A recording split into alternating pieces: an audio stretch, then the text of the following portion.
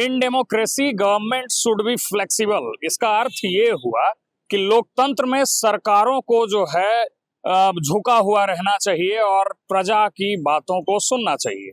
ऐसा हम क्यों कह रहे हैं? क्योंकि सरकार की जिद का परिणाम हमारे पीछे है। सरकार का जिद का परिणाम ये कचड़ा है और इस कचड़े में रह रहे लोग हैं।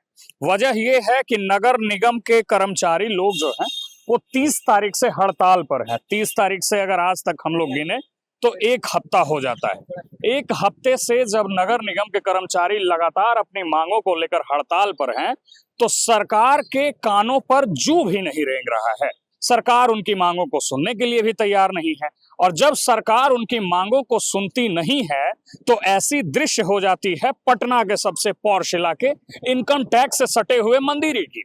मंदिरी के पास में ये कचड़ा जो है जमा हुआ है और जिस गाय को माता कहा जाता है और जिस गाय और धर्म से जुड़े हुए मान्यताओं पर सत्तारूढ़ दल की राजनीति चलती है, वो गौ माता जो है यहाँ पर कचड़े की ढेर में खा रही है, कचड़े को खा रही है।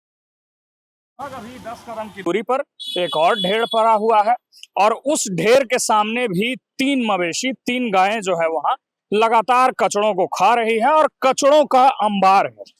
ये लोकतंत्र की सबसे फेल तस्वीर है। सबसे फेल तस्वीर ऐसे कि लोकतंत्र में हर लोगों की बातों को सुनना चाहिए सरकार को, और जिन कर्मचारियों के वजह से ये पटना साफ रहता है, रील्स को, पटना के फोटोज को सब जगह जो है वायरल किया जाता है, सब जगह जो है डाला जाता है, उस पटना की स्थिति आज नगर निगम के कर्मचारियों के एब्सेंस में किस तरीके की हो गई है ये आप देख सकते हैं। ये पटना के वो इलाके हैं जो सबसे पॉश इलाका में गिना जाता है। अभी जब आप यहाँ से निकलेंगे तो सीधे इनकम टैक्स है। इनकम टैक्स गोलंबर को पटना का दिल कहा जाता है और पटना के दिल से सटे हुए क्षेत्र में जो है सबसे बड़ा कचड़ों का ढेर बना हुआ है। ये स्थिति इसलिए है कि लोकतंत्र में हर व्यक्ति की महत्ता ऐसे है कि कोई जो व्यक्ति कचड़ा चुनता है उसको समाज में बड़ा ही दृष्टिकोण से देखा जाता है। लेकिन आज उन लोगों के गैर मौजूदगी में जो पटना की स्थिति बनी हुई है, पटना में रहने वाले लोगों की रोजमर्रा है वो पूरे तरीके से कचड़ा और गटर में है। हमने आपको 2 ढेर गौर से देखेंगे तो देखेंगे कि ये पूरा इलाका जो है गंदगी से भरा हुआ है और इस इलाके में मेजॉरिटी ऑफ पॉपुलेशन पटना का रहता है।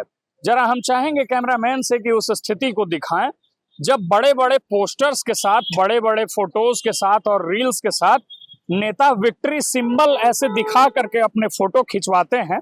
नेताजी लोग जब फोटो शूट करवाते हैं पटना के उन तस्वीरों के साथ जिसमें पटना बहुत लग्जरी और लेविश दिखता है, तो इन दृश्यों को भी नेताजी लोगों को देखना चाहिए जहां जिस गाय को हिंदू धर्म में माता माना जाता है, जिसके ऊपर भारतीय जनता पार्टी और सत्तारूढ़ दल की राजनीति चलती है, उस धार्मिक मान्यता के दृष्टिकोण से भी ये सबसे फेलियर तस्वीर है। और ये फेलियर तस्वीर ऐसे है कि इस जगह रह रहे तमाम लोग जो हैं इन अपार्टमेंट्स में, इन बिल्डिंग्स में, और इधर के जितने भी बसे हुए बसोबास वाले लोग हैं, उन सब लोगों को आए दिन ये झेलना पड़ रहा है। और ये झेलना इसलिए पड़ रहा है कि सरकार अपनी जिदों पर है, नगर निगम के कर्मचारियों के मांगों को नहीं मान रही है। और नगर निगम के कर्मचारी जो सफाई कर्मी होते हैं, जो साफ सफाई से जुटे रहते हैं, उनको लोग वैल्यू नहीं देते हैं, उनको लोग महत्ता आम दिनों में नहीं देते हैं। लेकिन कोई भी कड़ी कितना मजबूत हो सकता है लोकतंत्र में, कोई व्यक्ति जो सफाई कर्मी है उसका महत्ता, इंपॉर्टेंस क्या होता है, ये आज पटना देख रहा है। पटना में हर 100 मीटर की दूरी पर आज गंदगी भरी हुई है और वो गंदगी इतनी भरी हुई है कि वहां सांस तक ले पाना मुमकिन नहीं है। जब हम खड़ा होकर के ये वीडियो कर रहे हैं तो यहाँ की स्थिति ऐसी बनी हुई है कि हम जब बोल रहे हैं और बोलने के क्रम में जब सांस ले रहे हैं तो इतनी दुर्गंध और सड़ांध यहाँ से आ रहा है कि हम बोलते बोलते लड़खड़ा जा रहे हैं। ये स्थितियों को आप देखिए और इस स्थितियों को देखकर आप अपने सरकारों से ये सवाल पूछिए कि जिस नगर निगम कर्मी के द्वारा इस सब को साफ किया जाता है, उनकी मांगों को सुनने भर में सरकार का क्या जा रहा है। ना ही सरकार उनके मांगों को सुन रही है और ना ही उनके साथ तालमेल बिठाकर चलने को तैयार है, और उसका वजह परिणाम स्वरूप ये दृश्य पटना का दिख रहा है। बाकी ऐसे ही तमाम तरीके की खबरों के लिए आप वॉच न्यूज के साथ जुड़े रहें। मेरा नाम रमनीक राज है और आप मुस्कुराइए क्योंकि आप पटना में हैं। पटना में गटर के ढेरों से सटे इलाकों में आप रहते हैं और आपके सरकार को इस बात से कोई फर्क नहीं पड़ता है, कोई परवाह नहीं। बहुत बहुत धन्यवाद।